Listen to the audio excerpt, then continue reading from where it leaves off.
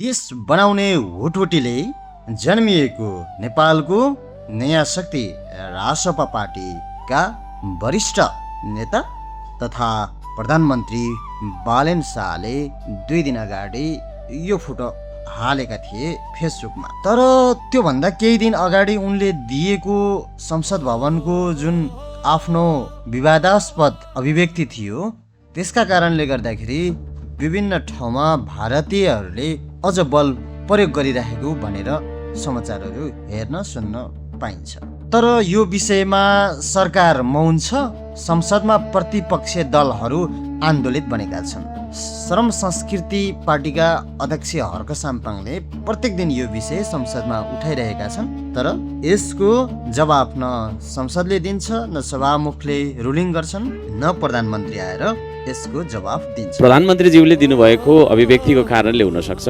विशेष गरी हामीले चाहिँ त्यही बुझेका छौँ। सुस्तामा भारतीय सशस्त्र एसएसबी छिरेर चाहिँ नि जुन खालको अतिक्रमण गर्न खोज्यो, हाम्रा नेपाली दाजुभाइ दिदीबहिनीहरूलाई आतंकित बनाउने, धाकधम्की दिने जुन गतिविधि हामीले देख्यौँ, त्यसको विरुद्धमा माइती घरमा अजय सोडारी दैलेख र वीरजन विक हुम्लाका 2 जना राष्ट्रभक्त राष्ट्रप्रेमी युवाहरूले लोकतन्त्रले दिएको वाक स्वतन्त्रता प्रयोग गरेर विरोध गरिरहँदाखेरि चाहिँ ती 2 जना युवाहरूलाई चाहिँ प्रहरी प्रशासनले नियन्त्रणमा लिएर अहिले हिरासतमा राखेर मुद्दा चलाउने, झुटा मुद्दा चलाउने भन्ने खालको कुरा चाहिँ आएको छ।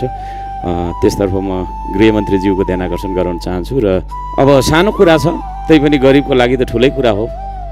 विद्यार्थीका मोबाइलहरू खोसिए, ती मोबाइलहरू पानीमा लगाएर पानीमा डुबाएर मोबाइलको हत्या गरिएको हो कि खोइ के गरेको हो, त्यसो गर्न आदेश दिने कसको त्यो रचनात्मक तपाईँको चाहिँ निर्णय थियो? त्यस्तो खालको त्यो रचनात्मक निर्णय गर्ने व्यक्तिलाई नसिहत दिनुपर्छ भनेर म गृहमन्त्रीज्यूलाई भन्न चाहन्छु। त्यसै गरी एउटा गरिब दुखी टेम्पो चालकको टेम्पो चाहिँ वन प्रहरीको उपस्थिति त्यहाँ थियो। मलाई थाहा भएन त्यो घटना के हो। भिरबाट गुल्टाइदिँदै गरेको देखियो। त्यो दृश्यले पनि चाहिँ तपाईँको हामी मर्माहत छौँ र गृहमन्त्रीज्यूको त्यो पनि त्यसतर्फ म ध्यान आकर्षण गराउन चाहन्छु र दोषी उप कारबाही होस् र क्षतिपूर्तिको व्यवस्था गरियोस्। त्यसै गरी घरको छानामा ढुङ्गा हान्दै गरेको पनि देखियो। अचम्म लाग्छ हिजो आज प्रहरी यसरी उद्दण्ड भएको देख्दा, होइन? प्रहरी देख्ने बित्तिकै त हामीलाई शान्ति सुरक्षाको महसुस हुनुपर्छ। प्रहरी आयो है, अब चाहिँ हामी शान्त भयौँ, सुरक्षित भयौँ भन्ने हुनुपर्नेमा अब प्रहरी आयो, अब यसले चाहिँ हामीलाई केही खोसाउँछ कि अब के गर्छ कि भन्ने हिसाब किताबको तपाईँको वातावरण भइराखेको छ। त्यसले गर्दाखेरि गृहमन्त्रीज्यू यहाँले सदनमा हुँदाखेरि मैले उहाँलाई यही मार्फत तपाईँ ध्यान आकर्षण गराउन चाहेँ। प्रहरी देख्दाखेरि नागरिकलाई सुरक्षा र शान्तिको महसुस हुनु जरुरी छ। प्रहरी देख्दाखेरि हामी आतंकित हुनुपर्ने, डर मान्नुपर्ने भन्ने खालको तपाईँको जुन एउटा वातावरण सिर्जना हुँदैछ, यो वातावरण तुरुन्त सच्याइयोस् र लोकतन्त्रको ग्यारेन्टी गरियोस्। उता भने एकजना सत्ता पक्षकै सांसद छिन् आशिका तामाङ। सांसद हुनुभन्दा अगाडि विभिन्न चर्तिकला देखाएर, रोएर, उफ्रेर अनि विभिन्न ठाउँमा सर्वसाधारणलाई गाली गरेर चर्चामा आएकी आशिका तामाङले उनले कति बेला के बोल्छिन् भन्ने त थाहा हुँदैन। तर हिजो आफ्नै सरकारलाई सुस्ताको अनि त्यसपछि नेपालको सीमाको बारेमा कडा तरिकाले आलोचना गरेकी छिन्। यो जस्ताको तस्तै हेर्नुहोस्।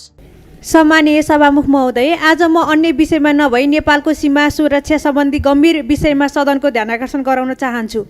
सुस्ताको समस्या कुनै नयाँ समस्या होइन, यो धेरै वर्षदेखि अल्झिएको विषय हो। गण्डकी नदीले आफ्नो धार परिवर्तन गर्दै जाँदा सुस्ता क्षेत्रमा नेपालको धेरै जमिन विवादित बनेको छ। पछिल्लो समय त्यहाँ भारतीय सशस्त्र सीमा बल एसएसबी का गतिविधि तथा स्थानीय नागरिकलाई धम्काइएको भन्ने समाचार सार्वजनिक भएका छन्। यस घटनाको वास्तविकता के हो? सरकारले यसबारे के कस्ता कदम चालेको छ र आगामी रणनीति के छ भन्ने विषयमा स्पष्ट जानकारी लिन आवश्यक छ। त्यस्तै लिपुलेख, लिम्बुया, धुरा र कारापानी जस्ता क्षेत्रहरू नेपालको राष्ट्रिय स्वाधीनता र मौलिक अखण्डतासँग जोडिएको संवेदनशील विषय हुन्। यस्ता समस्या केवल ती क्षेत्रहरूमा मात्र सीमित छैनन्, अन्य सीमा क्षेत्रहरूमा पनि विभिन्न प्रकारका विवाद र चुनौतीहरू विद्यमान छन्। कुनै पनि राष्ट्रको सार्वभौमिकताको आधार भनेकै आफ्नो भूभागको र संरक्षण र सीमाको सुरक्षाको सुनिश्चितता हो। यदि राज्यले आफ्नो भूमि र सीमाको को रक्षा गर्न सकेन भने त्यसले देशको सार्वभौमिकतामै प्रश्न उठाउँछ। त्यसैले नेपाल सरकारले सीमा सम्बन्धित सबै विषयको सचेतते छानबिन गरी आवश्यक कूटनीतिक पहल गरी अघि बढाओस् भन्ने मेरो आग्रह छ। He asked me who I am.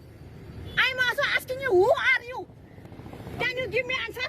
अब दर्शकवृन्द, यो रोइलो अथवा यो रमाइलो संसद भवनमा हुने मात्रै हो कि यसले राम्रो नतिजा दिने हो? आजसम्मको यो पेरिफेरी हेर्दाखेरि पुरानाले त देश बिगारे भनिन्छ, तर नयाँले पनि सही बाटोमा जालन जस्तो देखिँदैन।